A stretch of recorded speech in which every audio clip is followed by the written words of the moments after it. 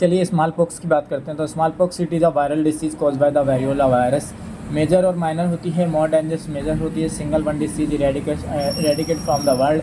Incubation period 7 to 14 days होता है। Mode of transmission droplet transmission होता है। साइन एंड सिम्टम की बात करूँ तो फीवर, बॉडी एक, सोर थ्रोट और the sneezing, coughing and anorexia, nausea और वॉमिटिंग होता है। रेसिस फेस पे होते हैं, then the involve in the body, asymmetrical and the deep inseated होता है।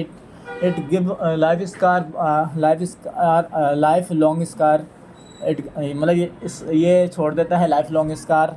और centrifugal chest not involve but palm and sole involve, no प्लीमॉर्फिज्म।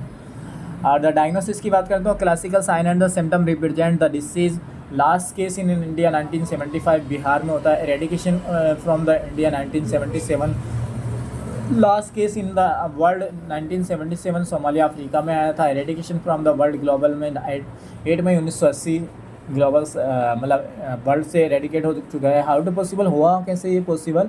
Highly effective vaccine मिला smallpox 1796 to 1798 Edward Jenner. Secondary attack rate 0 थी और no career stage थी, no animal reservoir है। International coordination WHO के according. Measles की बात करता हूँ तो measles it is also known as the rubeola, also known as the 4-day fever. It is a viral disease caused by the RNA paramyxovirus. Incubation period की बात करूँ तो 10 से 14 दिन। और मोड ऑफ ट्रांसमिशन की बात करता हूँ तो ड्रॉपलेट होता है। और साइन एंड सिम्टम की बात करूँ तो प्रोडर्मल। और 3C साइन की बात करता हूँ तो कफ कोराइजा और कंजक्टिवाइटिस, नोजिया, म्यूकोजा और irritative inflammation of the conjunctiva. Koplik spot it is a white and the blue color of spot present in the buccal mucosa just opposite to the second molar teeth. It is a table salt cresol appearance. Eruptive की बात करूँ तो eruptive appearance of the races retroauricular behind the ear. Maculopapular races होते हैं। The involve whole body involve होती है। 3 post measles post eruptive complication in this stage, the diarrhoea disturb the growth. Diagnosis की बात करूँ तो assess by the sign and symptom. Treatment की बात करूँ तो symptomatic if required then the antiviral. Complication की बात करूँ तो most common complication otitis media होता है। ओटाइटिस मीडिया होता है most common complication of measles का होता है ओटाइटिस मीडिया, ठीक है। Otitis media most dangerous complication pneumonia होता है। मोस्ट रेयर कॉम्प्लिकेशन होता है बट SSPE होता है, sub acute sclerosis panencephalitis. WHO measles elimination strategy क्या थी? कैचअप मतलब identify the 9 months to 14 years of the child with or without the history of the disease and the vaccine. Keep up given all catch-up to vaccine up to 90%. Follow up again the remaining evaluate. Mumps की बात करता हूँ तो also known as the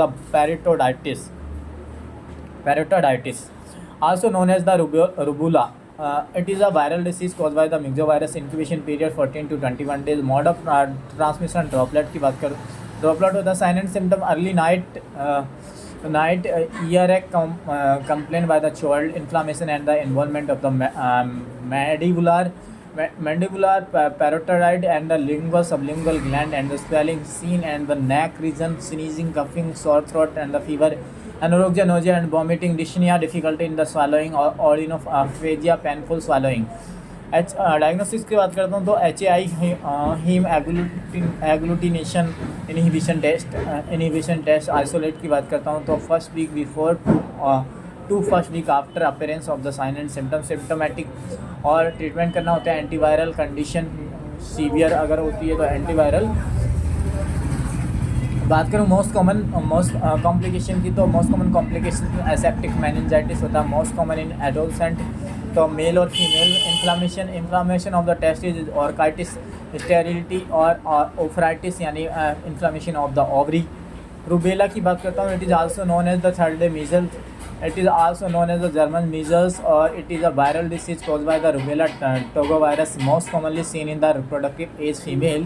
Incubation period की बात करें तो 14 to 21 days. Mode of the transmission, droplet transmission, most common congenital ट्रांसप्लेसेंटल होता है या वर्टिकल ट्रांसमिशन बोल सकता हूँ। If the rubella seen in 11 week of the pregnancy, abortion, stillbirth और द ब्लूबेरी मफिन लीजन और मैक्युलोपैपुलर रेसिस देखने को मिल सकता है। CRS और CRT की बात करें तो कंजेनाइटल रूबेला सिंड्रोम या कंजेनाइटल रूबेला ट्रायड की बात करें तो CHD में तीन चीज़ें होते हैं। CHD यानी PDA मोस्ट कॉमन होता है, पेटेंट डक्टस आर्ट्रोसिस और कंजेनाइटल कैटरेक्ट या फिर कंजेनाइटल डेफनेस या SNHL। बात करता हूँ if the 11 to 16 weeks only deafness, if more than 16 week no severe congenital infection. IgM की बात करता हूँ तो antibody present at the time of the birth. IgG की बात करता हूँ तो antibody present at the 6 month of the life. Sign and symptom anorexia, nausea, vomiting and the fever, वेडिएक मेलेज और coughing, rashes, face maculopapular rashes और itching dyspnoea.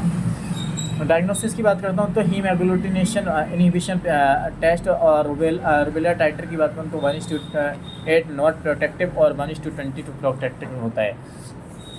और treatment की बात करूँ तो if the pregnancy not present no specific treatment require only the symptomatic done. If the pregnancy then the immunoglobin given. And prevention की बात करूँ तो वैक्सीन 0.5 ml IM दिया जाता है, but it not given in the pregnancy, it given 3 months prior और to plan the pregnancy and the after the delivery. Vaccine priority क्या होता है, रिप्रोडक्टिव एज फीमेल को दिया जाता है, एडोलसेंस गर्ल को दिया जाता है और 1 to 14 girls year of age of girl को दिया जाता है, लेस देन 1 year चाइल्ड्स को दिया जाता है। थैंक यू सो मच, मिलते हैं।